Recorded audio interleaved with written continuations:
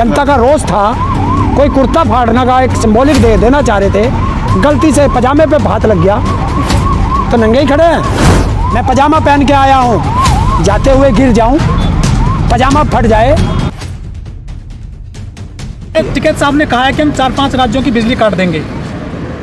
भाई एक बात तो बताओ, बिजली तो सबको चाहिए, फिर हमारी क्यों काट दी थी? हमारी क्या गलती है जो हमारी बिजली काट दें? अगर खराब हुई है तो क्षेत्र की बिजली खराब होगी, केवल किसानों की बिजली खराब होती है। और अगर हमारे साथ ऐसा दुर्व्यवहार करेंगे तो किसान वो अपने खेतों में से खंभे पाड़ देंगे, फिर ये आसमान में हवाई जहाज से बिजली ले आइयो। सर, जो बीजेपी विधायक के साथ में घटना घटी है पंजाब में, क्या ये तरीका सही है किसानों का? कौन कह रहा किसानों ने करी? बीजेपी तो कहती है कि किसान बॉर्डर पे नहीं है, किसान तो खेत में रहते हैं। तो किसान तो पंजाब में खेत में थे, वहाँ कौन थे? देखिए, जो घटना हुई वो दुर्भाग्यपूर्ण है, हम उसका समर्थन नहीं करते, दुख प्रकट करते हैं, लेकिन उनको सोचना चाहिए कि वे जनता के प्रतिनिधि हैं, जनता की बात सुने। और जब वहाँ की जनता दुखी है तो भैया फिर जब दुख में तो कोई भी कुछ थोड़े बहुत कर दे, पर कम से कम वक्त ये विधायक अच्छा तो पहन लिया करें कि जैसे ही थोड़ा सा सिंबॉलिक था, जनता का रोष था, कोई कुर्ता फाड़ने का एक सिंबॉलिक दे देना चाह रहे थे, गलती से पजामे पे हाथ लग गया तो नंगे ही खड़े हैं। उन्हें क्या पता था कि ऐसा हो जाएगा? है? उन्हें क्या पता था विधायकों कि ऐसा? अरे इंसान है, इंसान तो बन के रहें। चलिए, मैं पजामा पहन के आया हूँ, जाते हुए गिर जाऊँ, पजामा फट जाए तो कच्चा हमारी इज्जत तो बचा लेता है। लेकिन एक माननीय है, उसके कपड़े फाड़ना कितना जायज़ लगता है? ये तो गलत बात है, किसी की इज्जत से खेलना। माननीय बनाया किसने? देश की जनता ने।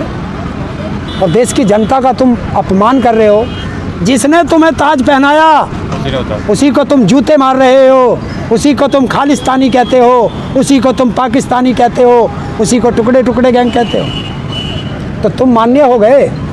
किसानों ने जो है हर गाँव में बोर्ड लगा दिए हैं बड़े बड़े कि बीजेपी के नुमाइंदे इस गाँव में ना घुसें। ये तो संवैधानिक अधिकार है, आदमी कहीं भी जा सकता है पूरे देश में।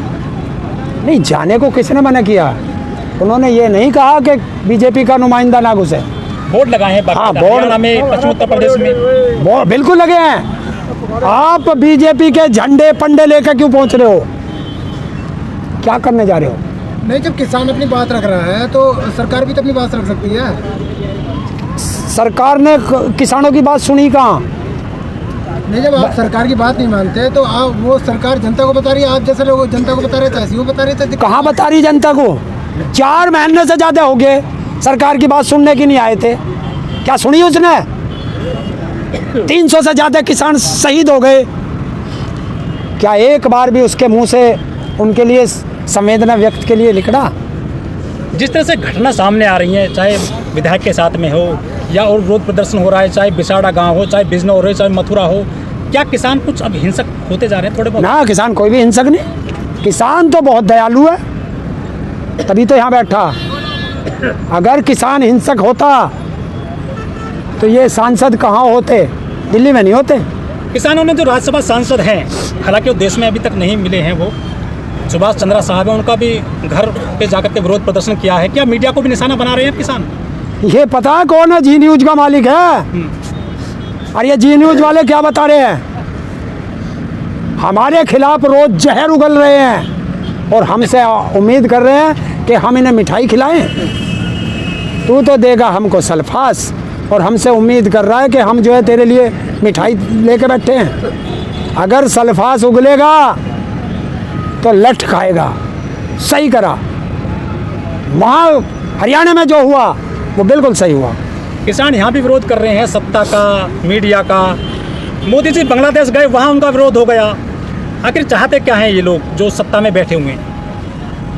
ये देश को इतना गुलाम करना चाहते हैं, इतना गुलाम करना चाहते हैं कि देश की 85% जनता के हाथ में कटोरा हो और सुबह उठे तो आप उसका देखो मजदूरी इनके नसीब में रहे और सिर्फ रोटी के लिए लड़ते रहे। बाकी इन्हें कोई देश में कोई क्या हो रहा क्या नहीं उससे कोई मतलब नहीं। नहीं, प्रधानमंत्री तो कह रहे हैं कि कृषि को आधुनिकीकरण करेंगे, मजबूत बताएंगे, किसान बनाएंगे किसानों को। आप कह रहे हैं कि बर्बाद करना चाह रहे हैं। देखिए, देश को अमेरिका बनाऊंगा, देश को अमेरिका बनाऊंगा, कैसे बनाऊंगा वो पता नहीं। देश कृषि का आधुनिकीकरण करूंगा, देश का कृषि का आधुनिकीकरण बताऊं कैसा हो रहा। 400 रुपये का खाद का कट्टा 1200 रुपये का कर दिया, 50 किलो वजन से 45 किलो कर दिया। डीजल जो किसान यूज करता है 50 रुपये लीटर से 90 रुपये लीटर कर दिया। किसान की फसल 1888 रुपये से 800 रुपये पे बिक्री है। किसान कर्जे में दबा जा रहा है। किसान के गन्ने का पेमेंट 1.5 2 साल नहीं हो पा रहा।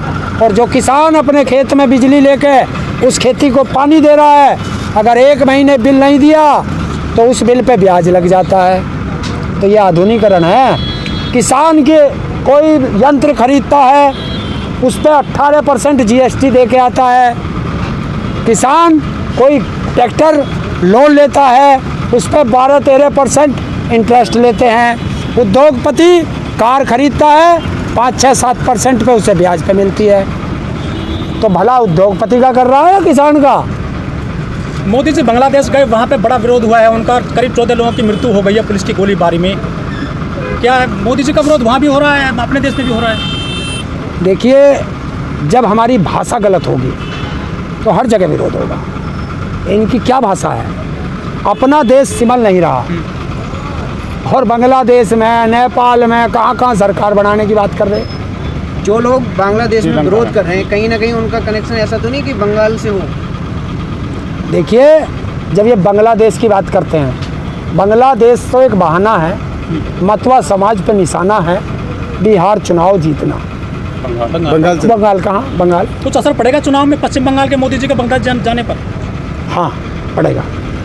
जितना ये दूसरे देश में, बंगाल में कहीं जाएंगे, वहाँ जिन लोगों के बच्चे मरे हैं उनका विरोध नहीं झेलना पड़ेगा। वो जिनसे हम वोट मांगने जा रहे हैं उनको पता नहीं है कि उत्तर प्रदेश, उत्तराखंड, पंजाब, हरियाणा, जिनको ये 6-6 साल से अमेरिका बना चुके, वो सारे सड़क पर पड़े।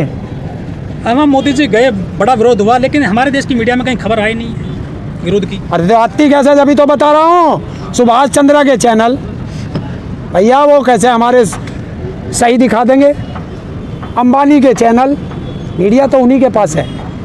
आपको देखना है, सोशल मीडिया देखो, सारी खबर देगा सच्चाई की। हरेंद्र जी, वहाँ बड़ा भाषण दिया इन्होंने बांग्लादेश की स्वर्ण जयंती पर कि मैंने बांग्लादेश की आज़ादी की जो सत्याग्रह चला था उसमें मैं जेल गया था, लेकिन कई प्रमाण है नहीं उसका। दूसरा, इनका जो भाषण लिखते हैं, आखिर ये कौन लोग हैं? क्या मोदी जी खुद से ऐसा बोलते हैं या उनका भाषण ऐसे लिखवाया जाता है? देखो भाई, पहली बात तो उस आंदोलन पे सुनो। भारत बांग्लादेश की आज़ादी का सबसे पहला सूत्र है। भारत ने ही बांग्लादेश को आज़ाद कराया। 1971 में भारत में जब इंदिरा गांधी थी, उन्होंने इसे आज़ाद कराया। तो फिर हमारा देश बांग्लादेश के लिए सत्याग्रह क्यों करेगा भाई? हमारे देश में अगर बांग्लादेश के लिए किसी ने आंदोलन किया है, उसकी आज़ादी के लिए जेल गया है, तो पक्का वो पाकिस्तान का समर्थक था। हम तो पहले से बांग्लादेश की आज़ादी के लिए रहे। तो ये क्या है? ड्रामा दिखाया। मैं जेल गया, मैंने आंदोलन किया, पर कौन सी जेल गया ज़रा उसका नाम ढूंढ लूँ, बाद में बता दूंगा। ये क्या तरीका? और दूसरी चीज़, हम आंदोलन करें तो हम आंदोलनजीवी, और तुम आंदोलन करो तो कौन? पता चल गया मोदी जी को कि आंदोलन करना देशभक्ति है और आंदोलनकारियों को आंदोलनजीवी कहना देशद्रोही है। इसलिए उसे समझ में आ गया, अब आंदोलनजीवी बन गया। हरेंद्र जी, किसानों से हम बात करते हैं तो वो बाकायदा कह रहे हैं कि 2024 तक हम यहाँ से हटेंगे नहीं, या तो सरकार हटेगी या फिर ये कानून हटेगा। क्या इतनी लंबी पूरी रणनीति बना ली है किसानों ने? देखिए, देश की आज़ादी के लिए 90 साल लड़े हैं। भारत के ही तो थे, हमारे पूर्वज थे। 90 साल लड़े हैं, लाखों लोगों ने कुर्बानी दी है, जिनका तुम नाम भी नहीं जान सकते। भारत सरकार भी नाम नहीं बता सकती। ऐसे ऐसे सब शहीद हुए हैं हमारे पूर्वज। ये तो लोकतांत्रिक तरीके से चुनी सरकार है, अंग्रेज थोड़ी ना है। अरे लोकतांत्रिक तरीके से चुनी थी, लेकिन जिसको चुना वो तो तानाशाह बन गया।